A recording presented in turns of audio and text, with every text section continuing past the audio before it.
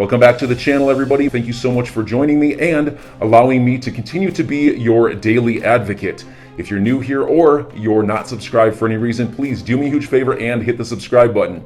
Thank you to all of you who have been watching and following me for so long. It truly means a lot, and I'm glad that I can be this person. I want to start this video off with this tweet from Stephen Hubert because I believe it's going to go a long way in showing you guys how insane the SEC's case against Ripple really is. A lot of the time, we're really breaking down the intricate filings in this case, and we're really zooming in on some really tiny details.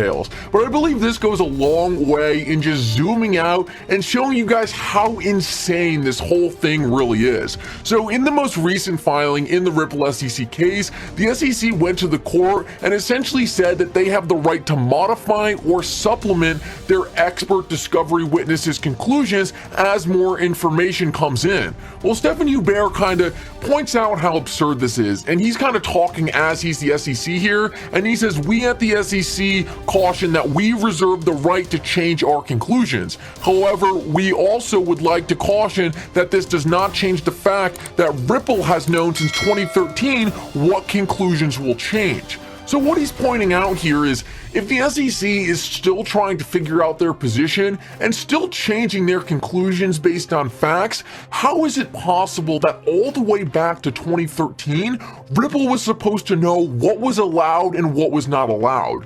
Part of the SEC's case is they are saying that all along, Ripple should have known the rules and they should have known they were breaking the rules, but Stephen Hubert is tweeting out, how could Ripple have ever known if, based on the SEC's own words, these rules and these conclusions are still fluid?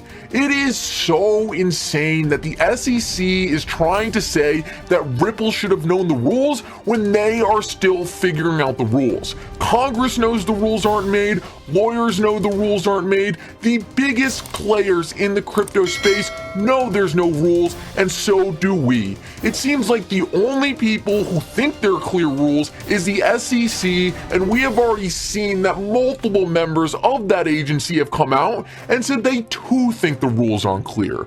This entire case with Ripple is such a joke, and I cannot wait for it to be over so we can go back to Ripple changing the world for the better.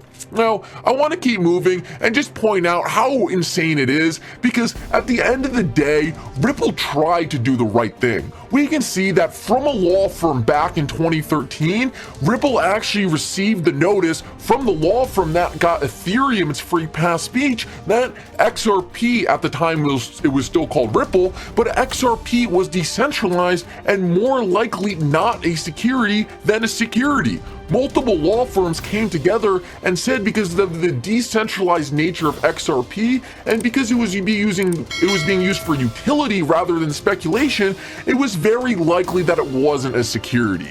It is plainly obvious that Ripple did everything they could to try to be a responsible player and tried to actually beat the SEC to figuring out what XRP really should be. And the conclusion that everyone came to was XRP is no different than things like Bitcoin and Ethereum. It's not a security. The SEC's entire case lacks so much evidence and is pretty much baseless. That is why I am so confident at the end of this, they are going to come on top. And as we can see since then, since this law firm claimed that XRP was not a security, XRP has only gotten more decentralized and less of a security. There is no way the XRP you and I hold today will ever be declared a security because it fundamentally doesn't fit into the own securities laws that are provided by the SEC. And as we can see right here, today's XRP, Ripple only owns about 4% of the validators on the XRPL, meaning that they hold so little control over the XRP ledger. If Ripple was to go away today, XRP would trade freely, and I don't even know what the SEC would do. If Ripple went away today, then who would XRP be a security of? Would the SEC just pick the next biggest player? It doesn't make any sense, and that's why we know the XRP you and I hold is never gonna be a security.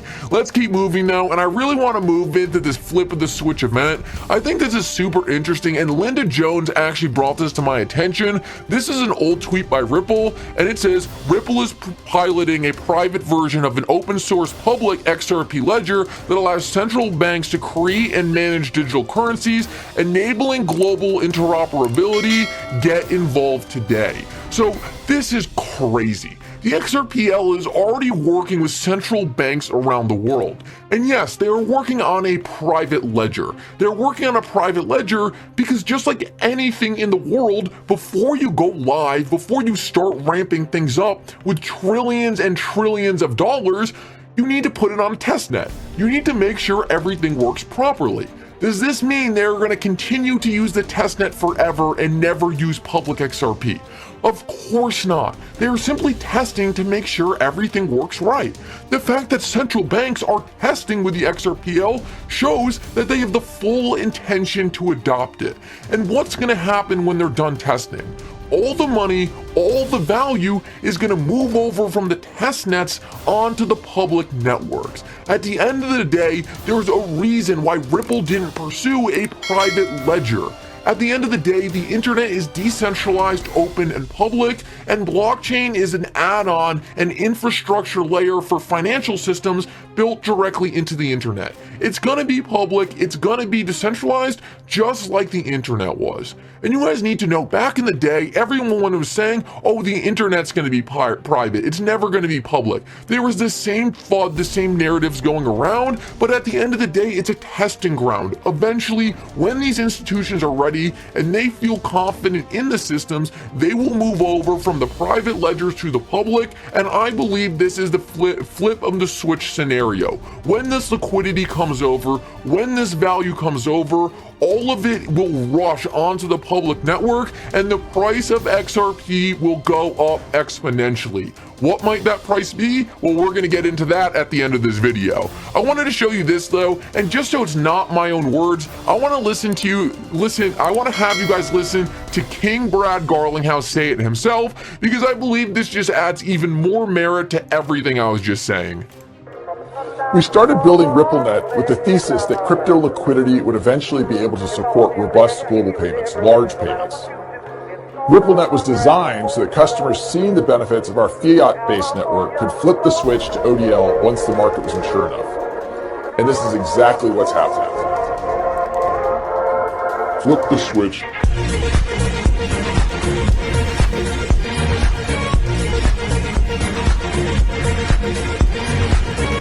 All right, obviously that had some humor to it, but is that not exactly what I was saying? There's a private ledger, they test the networks, and as soon as everyone's ready, as soon as everyone knows how everything works, they got all the pitfalls out of the way, they figured out what the value needs to be, what needs to go where. Once all the kinks are out of the system, they go live. We are dealing with something way too big to simply rush it all onto the public network and hope it works. We are talking about transforming the financial system, and it's going to need testing. It's going to take longer than a lot of us want it to be. But at the end of the day, the fact that the central banks are already using the XRPL should be the most bullish thing that could ever happen to a blockchain system. Let's keep moving though, and this is actually something that I didn't know about and blew my mind. I could not believe it, and I think this actually went over a lot of people's heads, but when I break this down for you, this is just as big as the central banks, if not bigger. So I tweeted out, XRP continues to blow my mind the deeper I go, and my mind was just blown again. The head of digital assets at BlackRock worked with a board member of Ripple to create an XRP price calculator. You are watching a show. Hold on tight. our lives will change forever. And why is this such a big deal?